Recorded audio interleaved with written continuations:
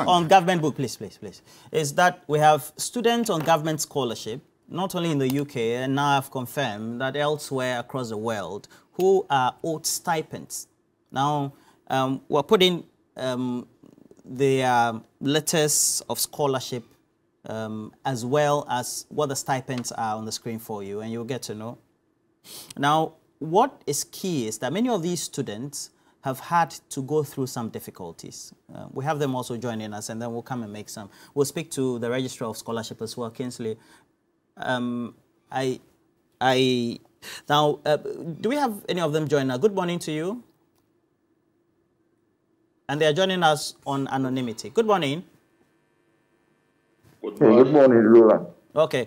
How are you? And if you look at the difficulty you're facing, what is the state of the difficulty? How much fares are you supposed to be paid, and how much is in arrears as a scholarship beneficiary of Ghana?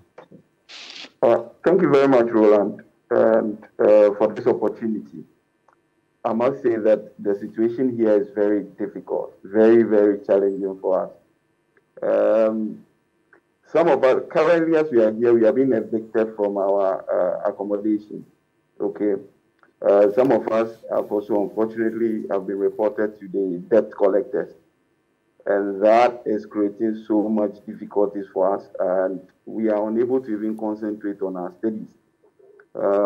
Me personally, I had to be walking to campus 1 hour, 20 minutes in and back 4 times in a week. This is terrible. I mean, it's a situation that I don't wish anybody to find him or herself in. And the government were supposed to be paid about £1,028 a month, and up to now we've received only 3 months, and that came even in March of this particular year. We are in debt. I mean, the situation is bad. It's not pleasant at all. And I know that we have a lady among us. If you speak to other... Yeah, Roland, let me... You want to continue? Okay. Let me make this call. Let me make this call. You know, it is very pathetic. Seriously. I don't know whether you can term this one as scholarship. You all know that the definition of scholarship means that helping students who are brilliant but needy. But it is so pathetic that you give scholarship to students to come outside the country, to come and study. Then you leave the students to become like slaves. They are taking us as a laughing stock in the UK over here. I want to know whether His Excellency, our President, is aware of what the student is going through in UK. Is the Finance Minister is aware of this? Is the Foreign Affairs Minister is aware of all this problem that the students are going through?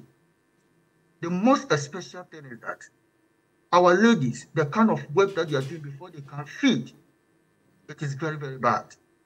It is very, very bad. Is it Roland? You know Ghana is the most respected country in African continent.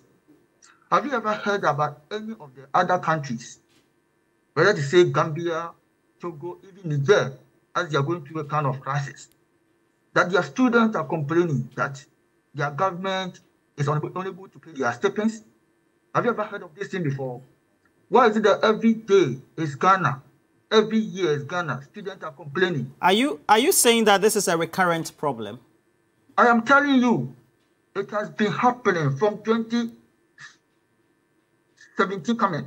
If you open your phone, the previous student will come, call, and find out they are owing them. Why do you owe students scholarship? Why do you say you owe them in arrears?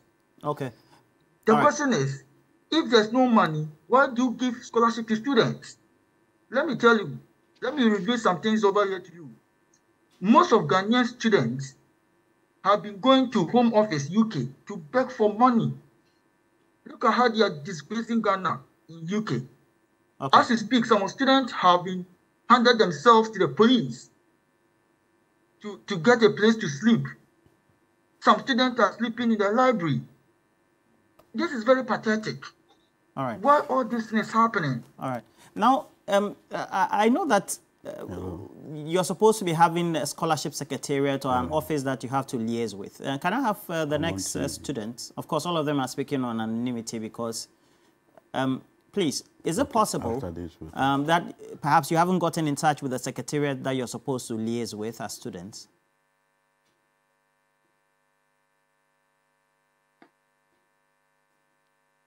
Hello? Right now, what I can say is that the only way that the registrar communicates to us is on Zoom. He doesn't even come to the school to see how you are feeling. And I remember, I think last 2 months, they communicated with us on Zoom, telling us that in 2 weeks' time, our stipends will be ready. Ronald, the funny thing is that we came last year, 2022, and out of this, they are supposed to give us about 12-month stipends. Only 3 months has given, and most of the students are completing their study on September. Let me tell you, this scholarship that you are talking about, they claim that they have full scholarship in Ghana, preaching here and there, but it doesn't cover plane ticket, visa application. Students have to borrow money, take loans before they could apply for visa and plane ticket. All right. And when they come here, the stipend does not come. Come and see how students are struggling, borrowing money to feed. All right. Some are owing 7 months rent. What is all this? Well, so we're trying to have on the line the registrar for the scholarship secretariat, Mr. Kingsley Ajman, to give us some insight into what the current state of making sure that they pay the students and why they owe the students so many months in arrears, etc. Well, so Kingsley Ajman will join us very soon. Now, more importantly, what is the scholarship secretariat telling you, or the liaison office in the UK telling you? Can I have somebody answer me? Yes, please. So usually, the liaison office here in the UK takes instructions from the secretariat in Accra. Okay. So when you approach them or you send them an email, that email, once if there's no concrete response from Accra, there's nothing Nade they can do here. The only thing she will do is that she will get back to you, or they are working towards it. That's all. Okay, so most of the work is done in Accra until she receives monies or stipends. She's unable to pay stipends, and that still leaves us hanging. All right. Mr. Kingsley Ajman, have you joined us? Hello, Roland. Yeah, good morning. Please, why is it that you owe the student several months in arrears of their stipends? Students you've given scholarship to, and I'm told they are not only in the UK, apparently. Thank you very much, Roland, and a very good morning to all your cherished listeners. Very interesting, quite intriguing, and I must put certain things in perspective. The scholarship liability is a revolving liability, and this is what we make students understand every time. I mean, we inherited about 24 months outstanding from 2017, and we're paying, and when things were good, pre-COVID, we were even paying stipends in advance. By conversion, stipends are usually paid quarterly in arrears, which means that when you embark, you have about 3 months to put your things together, then payments will be made. Because you are limiting it to the UK, let me put on record again that stipends globally, apart from the UK, and a few in the US, have all been paid up to June this year. Now, let's get into the stipend profile of the UK. And it's rather unfortunate that the people you interviewed spoke on animosity. And because anonymity. They spoke on anonymity. Yes. It's quite intriguing they did that, because I believe we're going to have a very good conversation as to whether they are even our students or scholars. You doubt whether they are your students. Is that what you're saying? Yes. Okay. Yes. So you are saying that the individuals we spoke to, sir, please. You are saying that the individuals we spoke to are not your students. Is that an official statement you are making? I'm saying that I even doubt. So I doubt if they are even our students, because anybody can make representations as to whether they are factual or not. But let's get into the certain profile of the UK. All right. If you look at our standing, you realize that I'm using the median to measure, because it's the best measure of central tendency. The records, the median mark is about 6 months, which means that it's not 9 months. That doesn't mean that we do not have outliners going to 9 months. But usually you have a peak time of students getting to move in academic year being in September. Usually when they get to the UK, in September, it takes on the average about 2 to 3 months for them to have the necessary accounts opened. All right. And so, Mr. Ajiman, when would they be paid? I think that's the bottom line. When would they be paid? No, let's not rush it. What I'm saying is that I need to put it in perspective. Then we can get into the nuances. It's a general liability issue that they are talking about here. So when I say that the scholarship liability is a revolving liability, as you may be aware, in the implementation of the 2022 budget, we face a lot of challenges. I mean, the official data makes it very clear that the exchange rate, depreciation of the CV was hovering around 56-54%. What does this mean for the scholarship liability? We also buy the forex, because we have about 80% of our liability being forex. It means that before you implement 2022 budget, you would have had your allocation in 2021. So when will they be paid, Mr. Ajimai? When will they be paid? When will they be paid? Yes, sir. The Ministry of Finance is working very hard at it, and I'm sure that in due course will be paid. If you listen to the narrative, Mr. Ajimai, what is in due course? Just give us maybe it's a 70% processing rate or a completion of processing. So some funds have been released to us and is going through the usual process. But that fund will not be, it's not enough to cater for all outstanding stipends. Some stipends will be paid, and as we move along the year, as government makes funds available, we also send it accordingly. All right. But you don't have a clear or definite timeline, right? I'm unable to confirm when we'll clear all outstandings because it's a revolving liability. All right, sir. We're grateful for your response so far.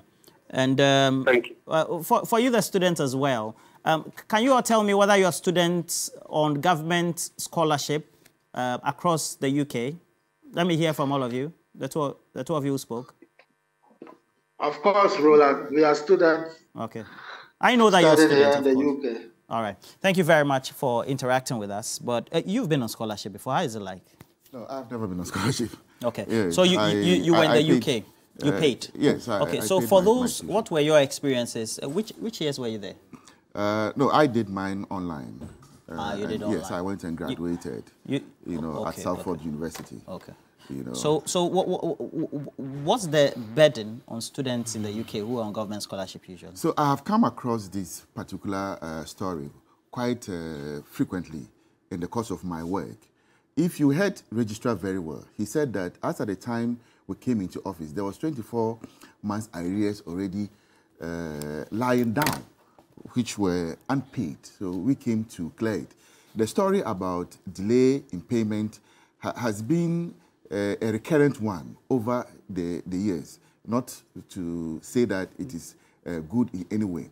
What I've come to understand with the scholarship is that if you listen to Registrar very well, he said that except for UK and America, most of the other countries, full payment for tuition and stipends is done. When you go to Hungary, Russia, and co., students are not allowed to work.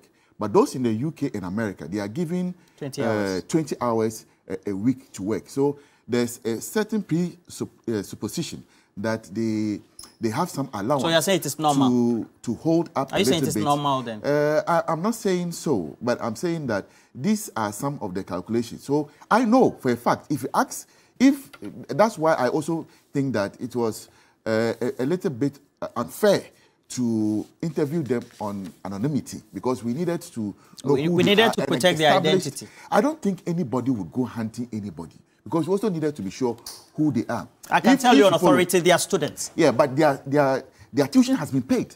Government has not faulted on the tuition. Okay, but it's when you fault on the tuition. Their stipends have not been paid. That they are rusticated, which creates more problems. So I want to urge our students there. I've also done a little bit of follow-up. I also know that the registrar and his team are working very hard to ensure that this particular... he said he doesn't know when it to be paid. It's in the process. In fact, about some 3 weeks or so, some weeks ago, some amount of money was released to Scholarship Secretariat, out of which they paid the tuition for he has explained the that. UK. You're not the registrar. That's why you're not the registrar. Yes, I follow because of my the nature of my work. National Youth. Yes. Okay. But no. We're not more speaking on the debt. Yes. What do you make of the issue? I'm coming, Roland. Just a minute. This is your first time here. You're doing this. He mentioned something about the inflation that I wanted to respond to. When I'm done, you can inflate. I give you only 3 minutes on this. But you see, the problem is the most important question was not answered. When it will be paid? When it will be paid. Because you see, he says that they have released money. No, hold on. It is going through the system. We're heading. You see, today you're heckling. These are people who are the risk of even being, as it were, ejected from where they are staying, if you listen. So clearly, this is a distress call. That's my understanding of the conversation. The registrar wanted to know who these individuals are. I mean, you are dealing with a situation where people can easily be victimized. So I think it's good you protected their identity. It's very good you did because that. They told me that... I mean, this is the highest level of professionalism that I wanted, and you have done that. Because, you see, the fear is, if you should go out there publicly, you identify the institution, you may not know, you will be singled out and victimized. So protecting the identity is well and good. The other issue that I believe is that, listen, we should plan. If we plan properly, we will not be where we are. You should have an idea, the number of persons on scholarship, how much their tuition fee is, how much they require for the purposes of their, upkeep. If you do that properly, we won't get this kind of problem. Okay. And I think that is a systemic institutional matter that must be resolved. But that said, it does not wrap well with our image as a country. Yes, we agree that the duty bearers have run this economy into a mess. But things that relate to the upkeep of students, there's no money. Let me read a couple of... I have this one. Seidu. Don't be hypocritical. You don't have Don't be money. hypocritical. Let me read some message. Let me read some message. Before we came into office 2017... your microphones are off. Now let me read some messages. Please, let's go down on the Montero section. Seidu from Salaga says, please ask the MPP man if it's okay that school children have no food to eat and the aged are dying because of DDEP, just for a new BOG to be built at a whopping 250 million. Now, this one also from, says, okay, Stephen Peng from WA, the MPP communicators, rather than noting down the inaccurate points by other panelists, decide to interject. Why that? Kofi Sika says, we were not told that government exceeded their revenue targets in the past years. Again, were we not told? Okay. Again, with COVID-19, they had so much inflows to help keep our books well balanced. Amoda Hamidu says, why is BOG spending much money in these hard times to put up a new building? And then also Sham says, the MPP guy should be factual, not dishonest to the facts. And I have Musa Abatwa, who says, the more government communicators try to explain the recklessness by the BOG, the more they are making the situation worse. Well, we're telling you we have to cash out as well. And so we'll do that later.